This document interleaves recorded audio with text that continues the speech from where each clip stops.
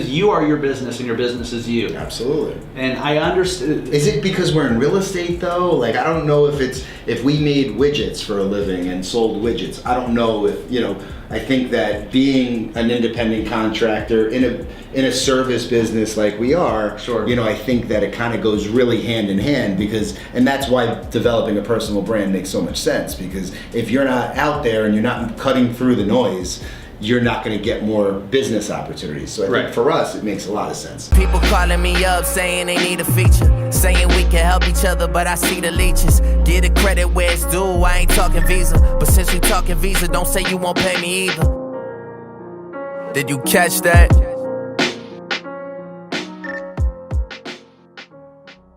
So I'm here with the one and only Dustin Brohm, the Massive Agent Podcast. Yes. And I'm happy that you took the time, first and foremost. You're in town for Inman. Happy to. Yeah, it's awesome, man. So you got in last night? I've never been to Times Square before. Okay. How was that? Like I drove through it once. Yeah. It's crazy. I went and did a lap. You have to. You have to do a lap. So I started the Massive Agent Podcast back in January of last year, and it's for agents and loan officers. It started with just being about lead generation, ideas and tips and strategies for generating leads and selling more homes that way. And it's grown into like a real estate marketing podcast, because that's what I really love is the marketing aspect of real estate. Like opening doors and scheduling showings and driving through traffic to show 12 homes is not the most enjoyable to me, but the marketing I love. And so I just kind of leaned into that, and it was around New Year's last year. I was walking my dog, listening to Pat Flynn's Smart Passive Income podcast, and something inspired me to just like go home, record an episode of a podcast. And I'm like, I'm just gonna do it, screw it. And then I'm thinking, okay, well, I need a name for this. And somehow like mega agents came into my mind. I'm like, what's bigger than mega? I'm like, massive agent. Why is it important to develop a personal brand in real estate? It's a great question, and I think it's something that people get in their own way, and they don't want to be self-promotional. They don't want to be douchey, and what they don't realize is like you just have to let people see you for you. Right? You don't have to be douchey. Like if you're a douchebag, you're going to be douchey. Correct. But like people just want to see you because there's so many people out there. There's so many. Whether you live in like Sioux Falls or the middle of Manhattan, there's so many people in your market that you can make a personal connection with just by showing them who you are, how you do things, how you say things, your family life, what you do in your free time. Like all of that is personal branding. And it's cliche as hell, but it's so true. But people work with who they know, like, and trust. Definitely. But how are you going to get to know someone or get to like them if you don't really see them? Like if you don't really see who they are. And so that's why the personal branding is so key. And you don't have to have a script. I don't think you should have a script. I agree. So the concept of FUTUREPROOF and the transition from RealSaber into FUTUREPROOF is more about how to develop a personal brand and use it in business, not necessarily solely the commercial real estate business or even the real estate business, but in business in general. And Dustin really understands how to do that, and he's doing amazing things with the industry syndicate, and actually recently invited me to join the industry syndicate and be the first commercial podcast that's going to be a part of their group. I'm very excited about that.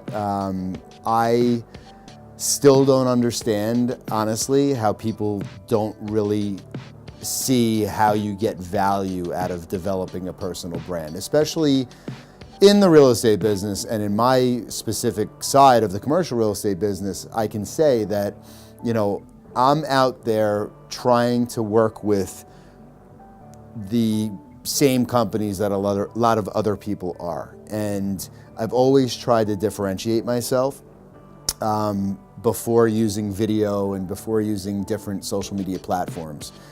So it's something that is in my DNA. I have a marketing background, and I'm very thoughtful about what I do and how to achieve things in a creative way, basically.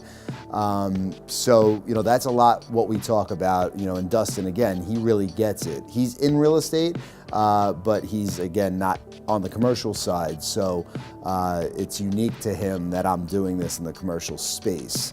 I was fortunate enough to be at a conference out of state last week, and you know, a lot of people came up to me as a result of being at a conference and, you know, just wanted to spark up conversation. And it wasn't necessarily about whether they liked my content, whether they didn't like my content. They were kind enough to say that they did, and I take their word for it. But, you know, I tell them that, quite honestly, like, you can like it or not like it, as long as you're seeing me out there, and as a result of that, you want to talk to me about something. And that's really the magic behind developing a personal brand through the use of social media, right? This thing, I keep talking about it, but some people, especially people in the commercial real estate industry, don't get it. But are starting to, and it really doesn't matter if you get it unless you do it, right? So there's only so much I can do, and I'm happy to share as much as possible and help people understand it, and I think over time they will.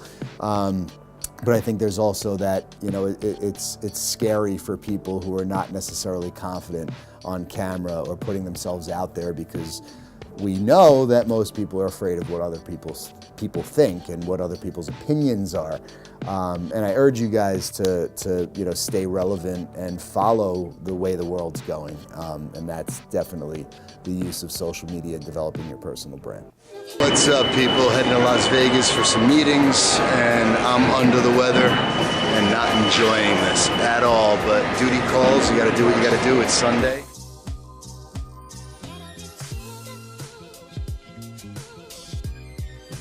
In Vegas.